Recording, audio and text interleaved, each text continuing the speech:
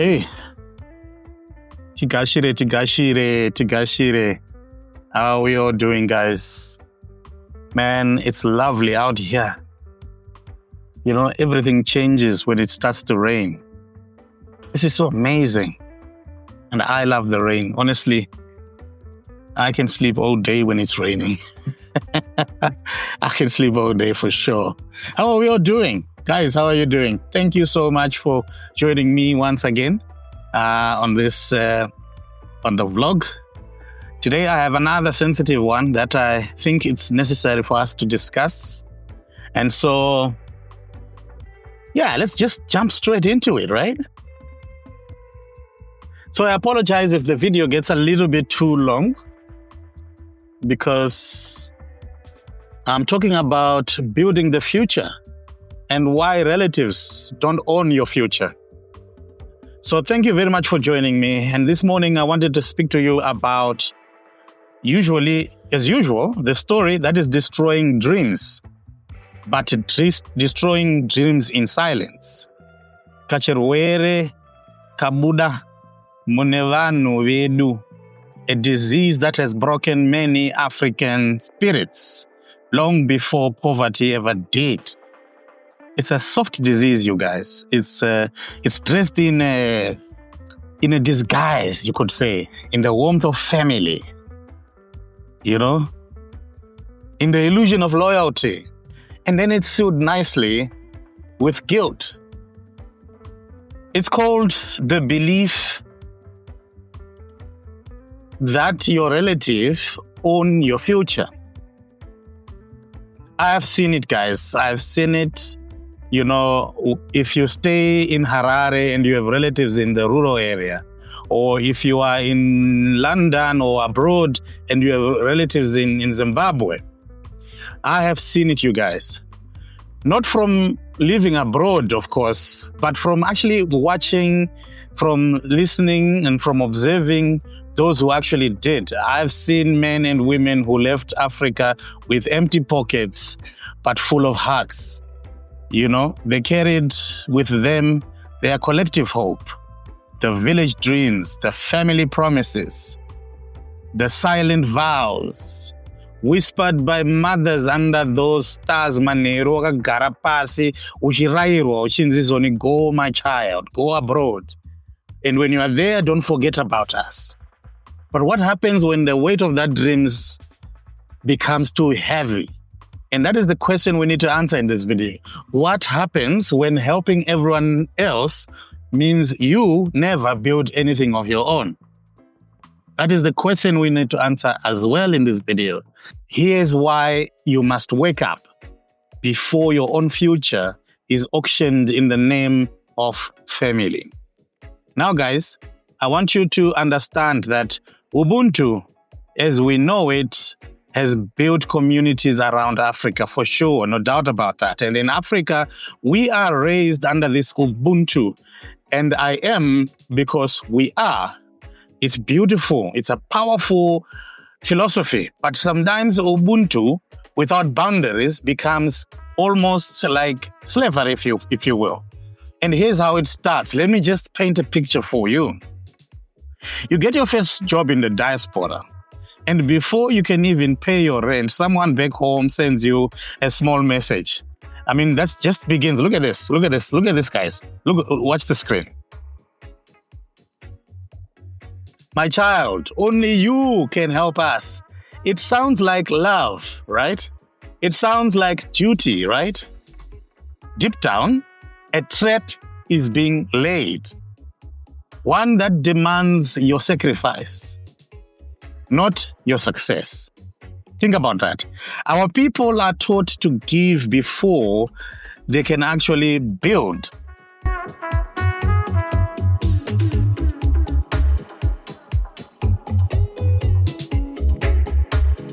We glorify suffering more than sustainability. And in that, we lose generation of builders because every builder is forced to become a provider first. Relatives, guys, I want you to get me very clear on this one, because in the last video, I got a lot of backlashing from people saying, Guti, usavenge hama iwewe.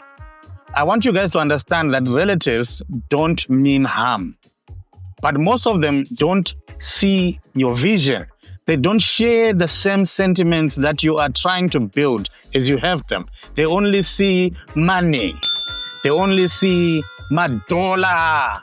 They only see my pounds. They don't see your sleepless nights. They don't see your own bills. They don't see your loneliness. Usiku, uchishanda usiku, uchishanda 10 shifts. You understand?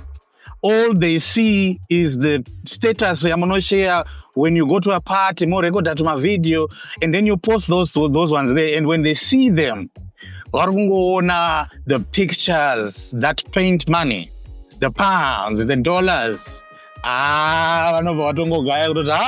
Mwana apinda. Akurara my lives. And wakakukumbira mari ukati andina. Whoa, you are now proud mfana iwewe. Why do you do that? But let me tell you something, you guys. You cannot build the future if you are emotionally blackmailed by the past. I want us to try and free ourselves from this. Let's talk facts, you guys. Do you know, Kuti, according to the African Development Bank, I've said it in many videos here, Kuti, 90 billion US dollars, tumirwa every year from the diaspora. That is more than a lot of foreign aid investment combined.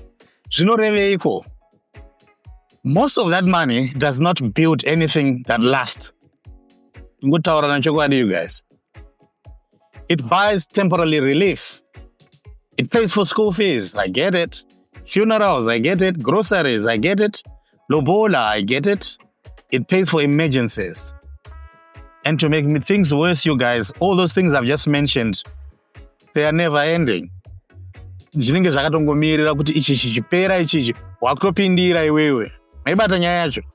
Remittances keep people alive. I agree with that 100%. But they rarely keep my dreams alive. We must also acknowledge that, because dream requires systems, you guys, not sympathy. Dreams require planning and not pressure, you guys. You must also understand that. And here's why, you guys. When money leaves your hands without a mission, it becomes charity. End of story. Not investment. When you send money just to prove it becomes guilt and not growth. I can guarantee you this. And when you send money without structure, your relatives become dependent on you. And that, my friend, is not development. And this is how the cycle continues now. Every month, they wait for your message. Every month, you lose a little bit of yourself. You become what I've called on this channel a walking ATM. ATM, a servant to expectations that never was yours. They were never yours.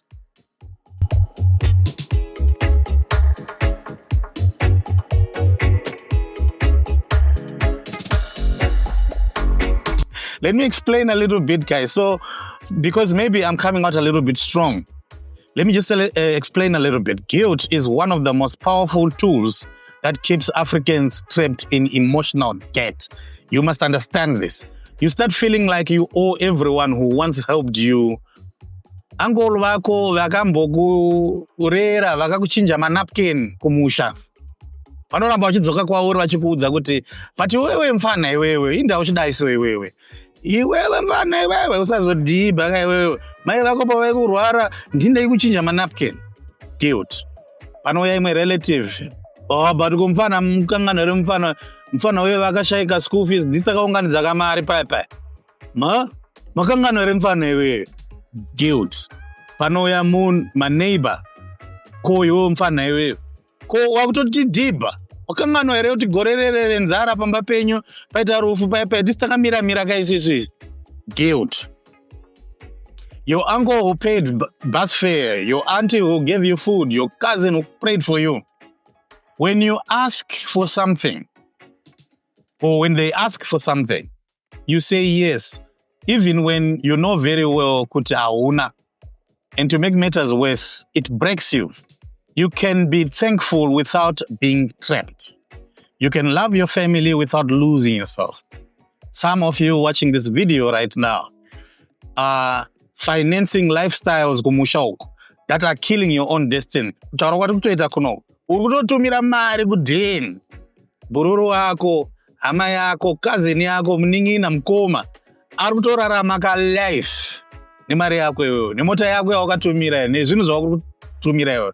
And those people are mocking you right now behind your back. You are building houses that you may never even live in. Unogona kutovaka imba right now kumusha. Ugotanga kunzi aiwa imba yakapera. But unoda kuti muvake imwe kuHarare.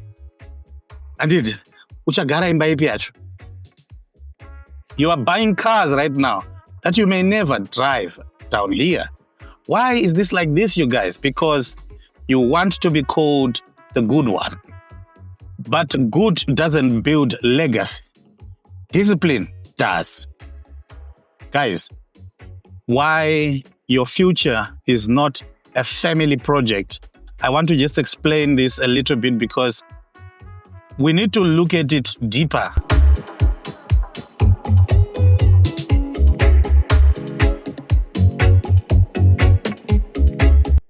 In every African village, there's always that one story. The one who went abroad and forgot about home. Panantonzizo ndimbenzi right now. Paakabuda akaenda kunze kwenyika haana kuzombobvira azombobatika zvakare. But maybe, just maybe, that person didn't forget. They just refused to be drained. And here's how it works, you guys. If your vision is not understood, it will be sabotaged. And the sad part about this whole thing is the sabotage always comes from those who really love you the most. Because they don't see where you are going. They only see what they want from you right now. Relatives will always say, wachinja mfana iwewe. You have changed iwewe. You've grown. Yes, you have. Growth is the change. A seed must break open for a tree to actually grow. Just remember that. You cannot stay the same and still rise. The future belongs to you because you are the one who carries the vision and not the village committee. God didn't whisper the dream in your family WhatsApp group. He whispered it into your spirit. So you must protect it. Guard it. Because once you lose your vision to other people's opinion, you become their project and not your purpose.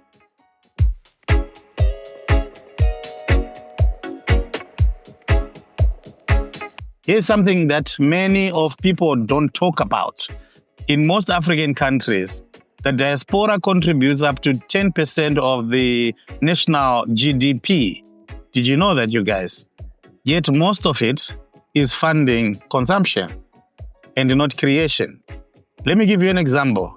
When a relative asks for money for groceries every month, that's consumption. When you build a chicken project or grow an agro business that feeds the same family, now that's creation. The difference is not the amount, it's the structure. If you die today, that grocery support will just stop. But it's a structured business that feeds generation and generation will always continue. So the next time you send money back home, attach it to purpose. Ask, how does this create wealth? How does this create growth to the people? And if it doesn't, my friend, rethink it. You're not being stingy by not giving people money at home. You are just being strategic. Now, I want to just tell you a little bit about you can actually break free from this whole thing. Now, I know that some of you are thinking, Kuti, but Elder Para, why we cannot just abandon our family? Let me tell you this right now. Guys, I'm not refusing that. I agree with you. But you can educate them, teach them what building really means. Start small. Teach them how to fish and never to just receive fish. Invest in knowledge, you guys, and not gossip. Fund education and not dependency. Build systems and not sympathy. Create value, not vanity. You don't need to fight anymore. Just redirect your energy from consumption to creation.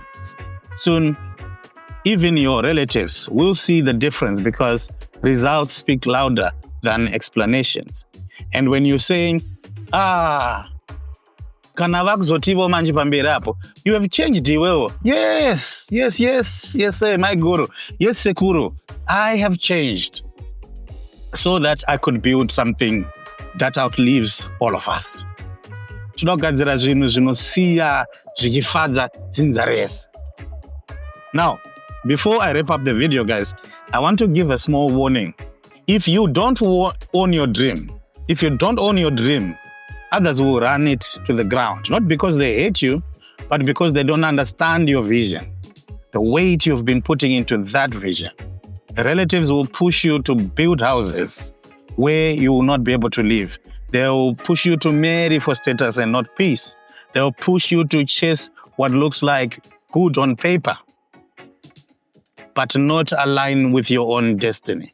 That's why so many Africans, returnees, arrive home frustrated because they build monuments to please people who never really believed in them to begin with. So listen carefully, you guys. Don't build to applause people. Build for purpose. You get it? Let me be educational for a little bit. When you study personal finance or entrepreneurship, there's something called delayed gratification. It means saying no now so that you can say yes later. Investing before consuming. But in our African homes, we are raised in instant obligation. If you earn, you must share immediately. That mindset kills generational wealth, you guys, before it even begins. You can't develop a continent with consumption mindsets, no. You develop it with investments, with structure, with delayed gratification. That's why you see the Chinese, they invest in factories, whilst we invest in funerals. They build equity, whilst we build expectations. We must break that cycle, you guys. We must break it. So, after having said that, how do we do this? How do we do that? And I'll be very brief because I think the video is already long. Build first, then help. You don't pour from an empty cup, I always say. Secure your base first. Your home, your income streams. Number 2, just make sure you set boundaries. Boundaries don't mean arrogance, you guys. They mean you are forming some sort of structure. Let family know what you can and cannot do. Create value at home. Start a small business, community project or youth project, and let your help multiply and benefit a lot of people. Educate your family is the 4th one, you guys. Very important. Show them that teaching a person to fish lasts longer than to just take the fish. Now, the last one is something that is pretty new to a lot of us, a lot of Africans. I want you to try this. Document what you are building so that others can actually continue the blueprint even when you are gone. To me, then that becomes legacy. Let me close this by saying this. Your relatives don't own your future. Your future belongs to your calling, your purpose, your journey. Yes, love your people. Yes, uplift your village. But don't die trying to save everyone whilst losing yourself in the process. One day they will understand. They will see that what you are building in silence was actually for them as well, just not in the way they imagined it. Because you see, the greatest gift you can give your family is not money. It's a model that is full of discipline, a model that is full of ownership, a model that is full of financial independence. Now, when you build your future, you teach them that love is not measured by how much you give, but by how wise you build. And that, my brothers and sisters, is how we rebuild this Africa that we want. Not through emotional charity, but through intelligent legacy. And if you're watching this from the diaspora, just remember, you left home not to be a savior, but to be a seed. And every seed must first grow its roots before it can bear any fruits. And this is your time to root yourself, because Africa is waiting for that root. But first, grow the roots. Then your fruits will feed everyone. Until we meet again, you guys. Bye-bye.